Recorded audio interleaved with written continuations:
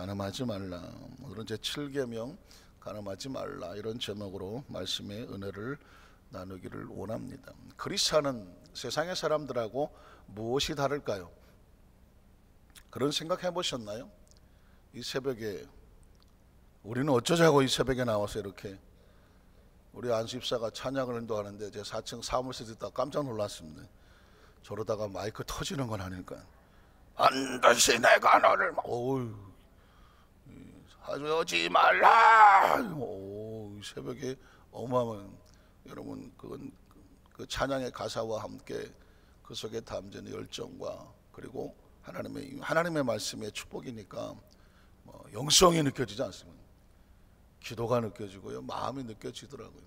왜 우리는 어쩌자고 이 새벽에 나와서 이렇게 예배를 드립니까? 물론 새벽뿐만 아니라 3일 예배도 있고 당연히 주일 예배도 있고, 우리는 왜 이렇게 예배의 목숨을 걸고 하나님 앞에 나올까요? 세상 사람과 우리는 뭐가 다를까요? 제가 기도 가운데 말씀을 드렸지만 무릇 하나님의 영으로 인도함을 받는 사람은 하나님의 자녀들이에요. 우리를 인도하는 이가 있어요. 누굴까요? 하나님의 영입니다. 무릇 하나님의 영이 그 안에 있어서 하나님의 영으로 인도함을 받는 사람, 감동함을 받는 사람은 하나님의 자녀라는 거예요. 하나님의 영이 없어서, 영의 인도함을 받지 아니하며 영의 감동함을 받지 아니하면 하나님의 자녀가 될 수 있다 없다? 없는 거예요.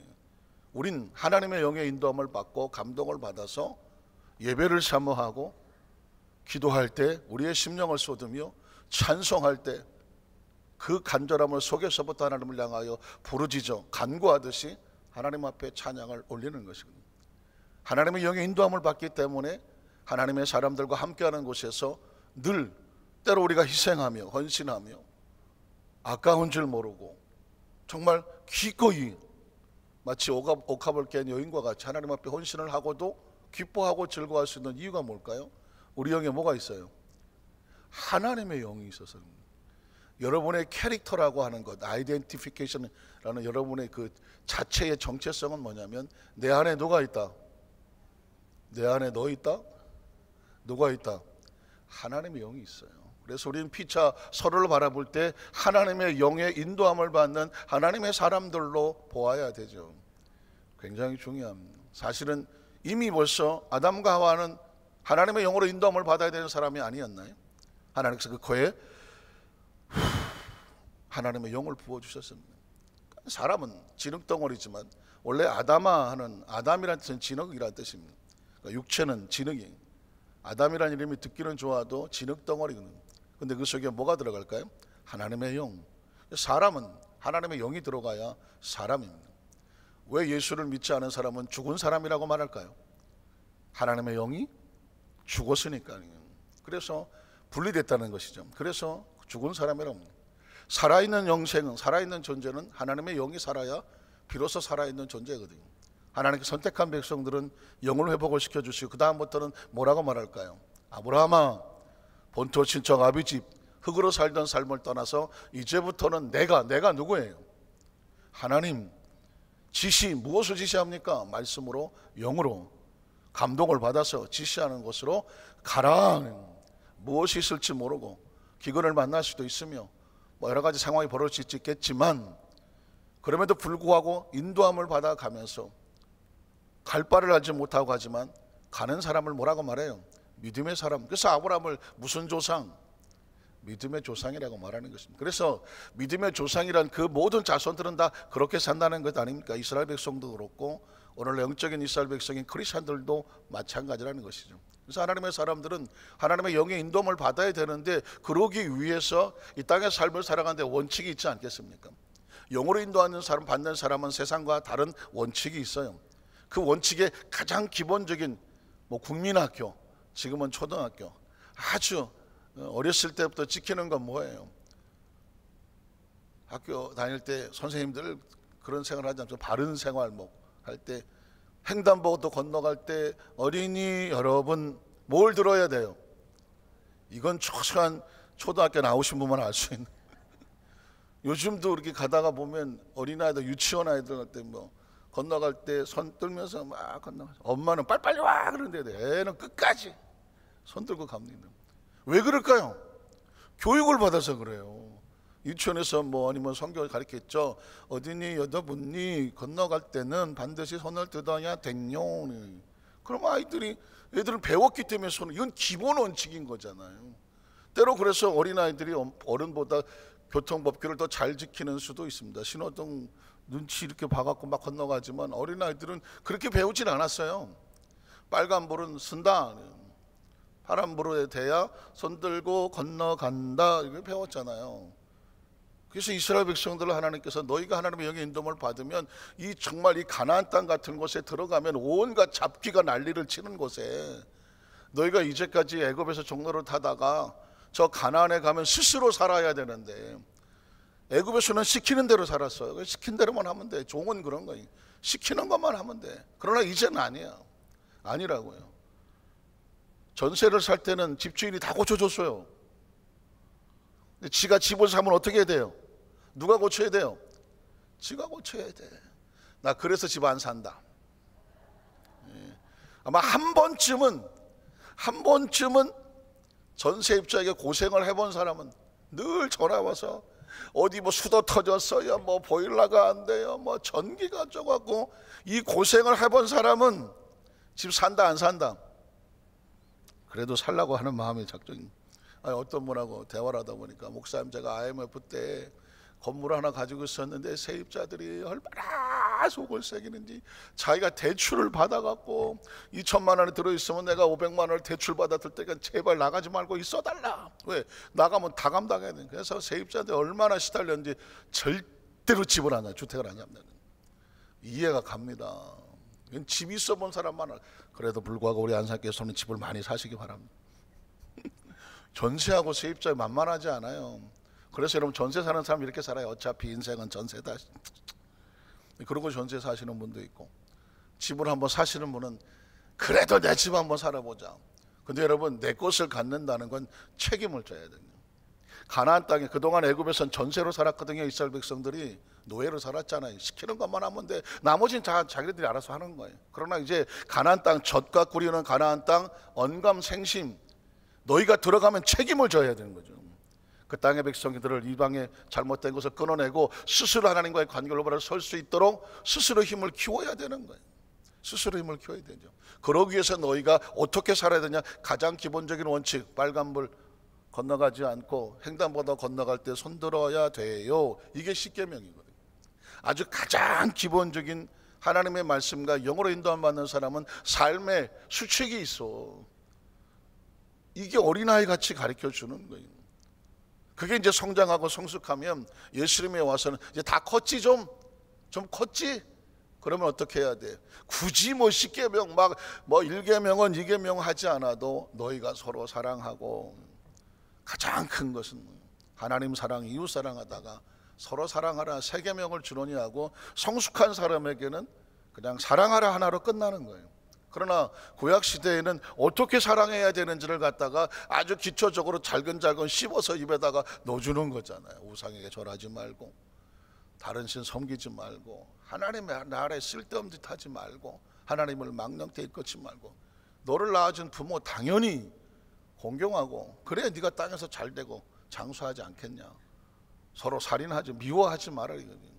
미워하면 피차 뭐가 되겠냐. 그러면서 오늘 1번째 7계명은 뭐냐? 툭 튀어나오는 것이 뭐냐면 간음하지 말라는 7계명. 자, 그럼 간음이라고 하는 것은 성적인 이야기냐? 꼭 그렇지만은 않아요. 하나님께서 하고 싶은 얘기는 뭐냐면, 첫 번째는 뭐냐면, 이 간음이라고 하는 단어는 우상숭배와 관련이 있습니다. 그래서 우상숭배는 첫 번째로 영적인 간음의 모습이라는 것이죠. 우상숭배가 무엇일까요? 나 외에 다른 신을 섬기지 말라, 나 외에 다른 신 앞에 절하지 마. 그러니까 10계명이 있어서 1계명, 2계명, 심기어 3계까지 하나님을 망령되 일컫지 말라. 왜? 다른 데 마음을 빼앗겼기 때문에 그렇게 하지 않겠습니까? 하나님께서 집요하게 아주 말씀하는 건 뭐냐면, 내가 네 아버지야, 내가 네 엄마야, 나 외에 네 아버지 엄마는 없어. 뭐 그렇게 말하지 않아도 그런 것과 같아요. 소속을 정확하게 하는 거죠. 자, 출애굽기 22장 20절을 봅니다. 이렇게 말씀하죠. 야훼 외에 다른 신에게 제사를 드린 자는 어떻게 된다? 정확합니다. 하나님 외에 다른 신에게 제사하는 자는 끊어질 거라는 것입니다. 사실 이것은 굉장히 중요한, 아주 정체성이 아닌가요? 이리 붙었다 저리 붙었다 하는 것이 간음이라는 것이죠. 그것이 우상 숭배와 같은 거예요. 그러니까 하나님 외에 다른 신에게 제사를 드리는 자는 멸한다. 혹시 과거 예수를 믿기 전에 혹시라도 잘못 어떤 분위기에 휩쓸려서 어쩔 수 없이 뭐 그런 상황이 있었다고 해도 빨리 튀어나와야 되죠. 내 안에 독이 들어왔으면 빨리 뱉어내야 되지 않겠습니까? 뭐 정치 얘기는 하고 싶지 않지만 뭐 황교안 자유한국당 대표가 어느 절에 가서 뭐 절의 행사 속에 참여했지만 그 양반은 합장은 하지 않았다라고 하는 것은 그의 머릿속에 의식 속에 다른 신 앞에 어떤 제사 예를 올리는 것은 크리스찬으로서 마땅하지 않다라고 하는 자기의 신앙적인 소신이죠. 뭐 그로 인하여 뭐 불교와 기독교가 왔다 갔다 하긴 하지만 그러나 개인의 신앙의 소신은 사실 지켜줘야 자유민주 국가가 아닌가요? 안타깝지만 역대 대통령 가운데서도 다 했다는 거죠. 다 뭐 이것도 하고 뭐 누군 따로 스님들을 만나서 뭘 했다 뭐 이런 얘기도 있고 별 얘기가 다 있긴 하지만 우리가 원하는 크리스천의 입장에서 볼 때는 우리는 정치 얘기하지 말자고요. 하나님의 관점에서 볼 때는 나 외에 다른 신에게 절하지 말라. 큰 목숨이 걸려요. 대통령이 뭐고 이건 뭐 정치 자리가 아니에요. 이런 것에 대해서는 사실상 예를 들어서 뭐 중이 와서 예배에 참석했다고 쳐요. 그 양반이 꼭 뭐 주기도문 외워야 되겠어요? 교회 왔으니까 주기도문 외워야지 예의도 없지 이렇게 얘기할 필요는 없잖아요. 그렇지 않아요? 뭐 중이 와서 예배에 참석할 수도 있고 그가 뭐 십계명을 하든지 뭐 주기도문을 외우고 사도신경을 하든지 개인의 문제죠. 뭐 그거 안 한다고 해서 우리가 손가락질 하겠습니까? 그는 자기 소신을 따를 것이고 그러나 그리스도는 어디 갖다 놓아도 반드시 기억할 것은 하나님 외에 다른 신에게 제사하는 것은 멸한다. 죽느냐 사느냐의 문제지. 고린도서 6장 9절로 11절에 보면 이렇게 말하지 않습니까? 불의한 자가 하나님 나라를 유업으로 받지 못할 줄을 알지 못하느냐. 미혹을 받지 말라. 음행하는 자, 우상 숭배하는 자 같이 나오고 있습니다. 음행하는 자, 육적으로 음행하는 자, 영적으로 우상 숭배하여 간음하는 자. 그 다음 절에 간음하는 자라고 또 튀어나옵니다. 음행하는 자, 우상 숭배하는 자, 간음하는 자가 같은 레벨에서 언급이 되고 있습니다. 탐색하는 자, 남색하는 자, 도적이나 탐욕을 부리는 자, 술 취하는 자, 모욕하는 자, 속여 빼앗는 자 등 하나님 나라를 유업으로 받지 못하리라. 너희 중에 이와 같은 자들이 있더니 주 예수 그리스도의 이름과 우리 하나님의 성령 안에 씻음과 거룩함과 의롭다 하심을 받았느니라. 과거에 이런 삶이 있었다고 할지라도 예수 그리스도 앞에서 새롭게 씻김을 받고 새로워질 수 있음을 갖다가 고린도 교회에 바울이 선포하고 있습니다. 아까 중간에 남색이라는 단어가 나오죠. 최근에 지금 한국 교회 대한민국뿐 아니라 지금 전 세계를 강타하고 있는 것 중에 동성애 아닙니까? 동성애. 사실 이 부분에 대해서 제가 강단에 언급을 한 적이 별로 없어요. 왜냐하면 우리 성도님들 각자 다 판단하시고 또 정보도 듣고 알아듣고 또 그전에 교육도 받고 하기 때문에 굳이 언급할 필요는 없지만 이게 저 교회 안에 자꾸 들어오지 않았습니다. 지금 저 분당에 있는 우리 교회 이찬순 목사님 그 섬기는 교회 어떤 부목사 한 사람이 설교하는 가운데에 왜 동성애를 왜 공격하느냐?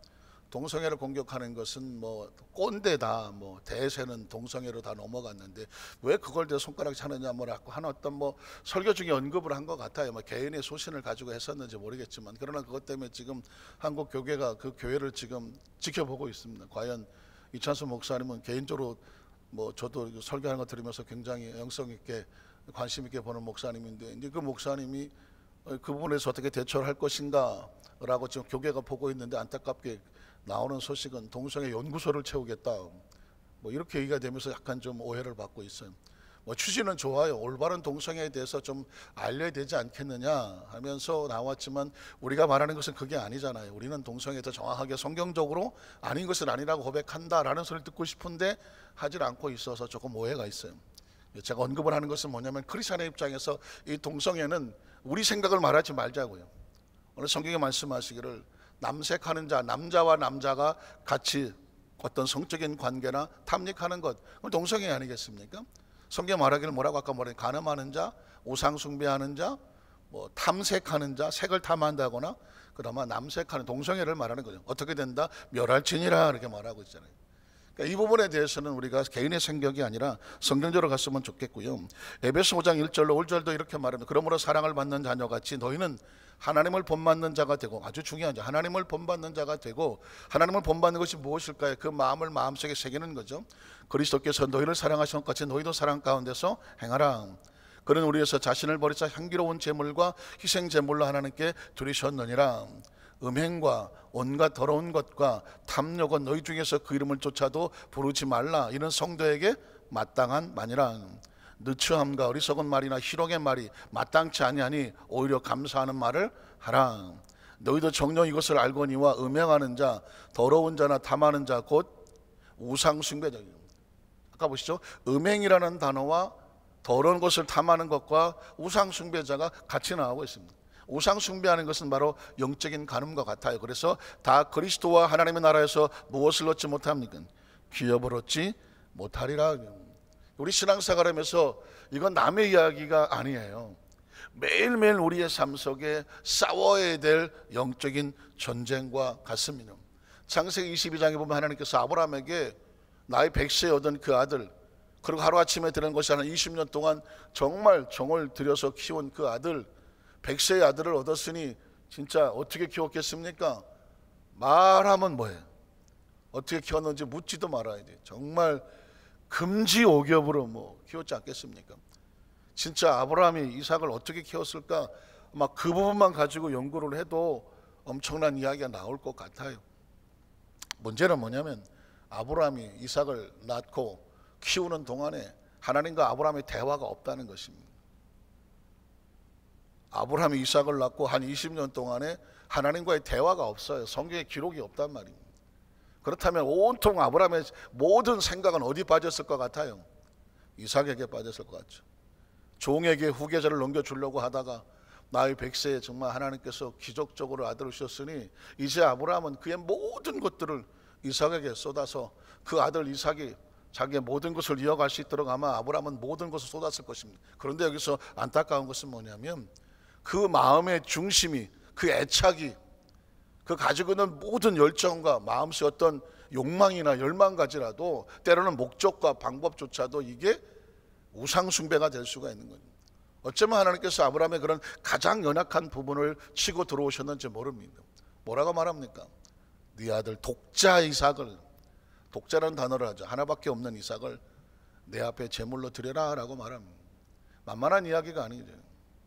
그건 아브라함이 가지고 있는 온 마음속에 있는 삶을 송두리째 빼앗아가는 하나님께서 엄청난 테스트를 하고 있는 것이죠. 하나님이냐 아들이냐를 선택하라는 것과 같습니다. 사실 그런 거 아니겠습니까? 우상숭배가 무엇일까요? 하나님이냐 내가 어떤 애착을 갖는 것이냐 있어서 하나님이 아니고 애착을 갖는 것에 내 마음을 쏟는 게 우상숭배 아닙니까? 그게 간음 아닙니까? 하나님께서 지금 창세기 22장에 아브라함에게 영적인 우상과 영적인 간음에 관해서 테스트를 하고 있는 것 같습니다. 그동안 아브라함은 휘청거렸잖아요. 자신의 애착을 쫓아서 자신의 방법을, 자신의 생각하는 소신과 경험을, 자기의 주관을, 그게 더 옳다고 생각했습니다. 하나님의 명령과 생각보다는. 우리의 신앙은 바로 이것이 점점 휘어져서 그 마지막 애착까지도 내려놓는 것을 뭐라고 말하느냐? 믿음이라고 말하는 것입니다. 아브라함이 이삭을 드리고 모리아 선상으로 거침없이 올라가고, 물론 거침없이는 못했겠죠. 겉으로 볼 땐 거침없이지만 속으로는 엄청난 치열한 전쟁을 벌였겠죠. 그럼 어쨌든 간에 내려놓고 하나님 내 애착을 내려놓습니다. 아들을 내려놓는 게 아니죠. 내 애착을 내려놓습니다. 하나님께서 뭐라고 말합니까? 내가 네 아들 내 독자라도 내게 아끼지 않았다는, 네 애착을 내려놓고 그 애착이 어떤 사물에 있는 것이 아니라, 세상에 있는 것이 아니라 나에게 있음을 고백했으니 이제야 내가 나를 뭐 하는 줄 알았다? 경외하는 줄 알았다. 경외란 그런 것입니다. 내 삶에 가장 애착하는 그것을 내려놓고 그분을 선택하는 것을 경외라고 말하는 것입니다. 그래서 신앙생활이라는 것은요, 죽을 때까지예요. 마지막에 내가 어디에 마음을 빼앗길지는 아무도 모르는 것입니다. 그 마음의 애착이 하나님 앞에 있어야 되는 거죠. 두 번째로 간음한 자에 대한 하나님의 시선은 어떨까요? 사무엘상 11장 25절 26절에 보니까 다윗이 전령 이르되 너는 요압에게 같이 말하기를 이 일로 걱정하지 말라. 칼은 이 사람이나 저 사람이나 삼키느니라. 그 성을 향하여 더욱 힘써 싸워 함락시키라 하여 너는 그를 담대하게 하라 하니라. 우리아의 아내는 그 남편 우리아가 죽었음을 듣고 그의 남편을 위해서 소리내어 울었더라. 기억하시는 것처럼 다윗과 밧세바의 간음이 있었습니다. 다윗은 그것을 감추기 위해서 우리아를 전쟁에 나가서 죽게 했습니다. 그리고 말하기를 한편 일말의 죄책감도 없었습니다. 전쟁에 나가면 죽기도 하는 거지 뭐 누구 책임이야. 그래서 완전 범죄를 꿈꾸었습니다. 밧세바의 아내는 힘도 없고 여력도 없고 벌어지는 상황 속에서 그런 슬픔 속에 눈물을 흘렸겠습니다. 그때 우리는 하나님의 마음은 어떠냐는 거죠. 27절에 보니까 이렇게 말하고 있습니다. 그 장례를 마침에 다윗이 사람을 보내 그를 왕궁으로 데려오니 그가 그의 아내가 되어 그에게 아들을 낳으리니 다윗이 행한 그 일이 야훼 보시기에 어땠어요? 한번 따라하실까요? 다윗이 행한 그 일이 하나님 보시기에 악하였답니다. 삶이란 그런 것입니다. 하나님께서 보신다. 그래서 신앙이란 뭐냐? 하나님 보시기에 선한 것을 선택하려고 몸부림을 치는 것을 신앙이라고 말하는 것입니다. 누가 신앙생활을 잘합니까? 하나님 보시기에 선한 것을 선택할 줄 아는 사람입니다. 왜냐하면 우리도 눈깔이 있어갖고 우리 눈에 보기 좋은 것을 선택하려고 하잖아요. 우리도 마음이 그냥 꼬트러치가 있어갖고 이 마음이 끌리는 대로 하려고 애를 하잖아요. 우리도 감각이 있고 감정이 있어서 그 감각과 감정이 끌리는 대로 살려고 하잖아요. 그것이 육정이잖아요. 그것도 마음이라고 하잖아요.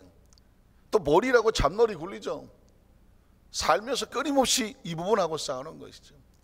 다윗은 마음에 끌리고 육신에 끌리고 생각에 끌리고 눈깔이 깔려서 그냥 그런 행동을 했는데 하나님 보시기에 뭐라고 말합니까? 다윗이 행한 그 일이 야훼께서 보시기에 뭐하였더라? 악하였더랍니다. 우리의 모든 신앙의 마지막 결국은 어떻게 되냐면 저가 그렇다는 것이 아니라 우리 모두의 크리스천의 궁극적인 목적은 우리가 이 땅에 마무리 짓고 뭐 납골 땅에 묻힐지 뭐 무덤에 묻힐지 뭘 할지는 아직 아무도 모르겠지만 묘비명예 이렇게 써야 되죠. 그가 평생 하나님 보시기에 뭐하였더라? 악하였더라? 뭐하였더라? 선하였더라. 그게 궁극적인 신앙의 모습이에요. 어떻게 살든 열심히 사실 거잖아. 열심히는 살 거 아니에요. 제가 이렇게 보니까 다들 눈빛이 초롱초롱하고 뭔가 한가닥 하실 것 같아. 응? 하셔야지. 아직 안 늦었잖아요. 때는 옵니다. 한번 따라 하실까요? 내 인생에 한 번쯤 때는 온다. 와요. 기다리세요. 포기하지 마세요. 크리스찬들은 그래요. 그 때를 기다리는 사람들이잖아요. 그러나 그 때에 이르렀을 때 하나님 보시기에 선을 택하시고 우리가 인생의 마지막을 할 때에 우리의 묘비명에 그렇게 써야 돼요. 하나님 보시기에 그의 하는 일이 선하였더라. 물론 별거가 다 있었겠지. 그러나 그 마지막에 가서 그의 삶을 다 통틀어서 저울에 달아보니 하나님 보시기에 그가 선을 행하였더라. 좀 믿음대로 살았더라. 좀 마지막 세 번째로 그런 관점에서 과연 그러면 복음적인 관점에서 신학적인 성경 관점에서 간음 7계명에 대한 해석을 한번 보자는 거죠. 마태복음 5장 27절로 28절에 보니까 또 간음하지 말라 했다는 것을 너희가 들었으라. 언제 들었나요? 조그마가 들었죠. 그리고 7계명에 나왔죠. 예수님이 와서 재해석하는 것입니다. 우린 구약시대 성도가 아니에요. 우린 노예 생활하다가 뭐 강요 생활하다 애굽에 들어가 있는 뭐 가나안 들어간 사람이 아니라 현재 예수 그리스도로 인하여 복음을 가슴에 품고 하나님의 자녀가 된 사람이에요. 그럼 어떻게 해야 되느냐? 너희가 나는 너에게 이르노니 음욕을 품고 여자를 보는 자마다 마음의 힘이 간음하였느니라. 구약 시대는 현장에 간음하다 걸려야 간음이야. 실제로 간음을 해야 간음이에요. 그냥 간음하기 직전까지 갔다 할랑말랑 하다가 안 했다? 그건 간음이 아닌 거예요. 왜? 법적으로 아닌 거예요. 우리나라 법도 그렇겠죠. 진짜 실제로 뭐 그런 증거가 있는 어쩌고저쩌고 했겠죠. 이젠 그나마 간음죄도 폐해버리지 않습니까? 그런 상황이 있네요. 자, 그렇다고 하면 과연 예수님 말씀하시는 간음은 뭐예요? 나는 너에게로 노니 음욕을 품고 여자를 보는 자마다 마음의 힘이 간음하였느니라. 이 부분에 대한민국 아니 전 세계 남자들은 꼬꾸라지는 거죠. 아니 정상적인 남자라면 이쁜 여자를 보고 마음의 힘이 간음하였느니라.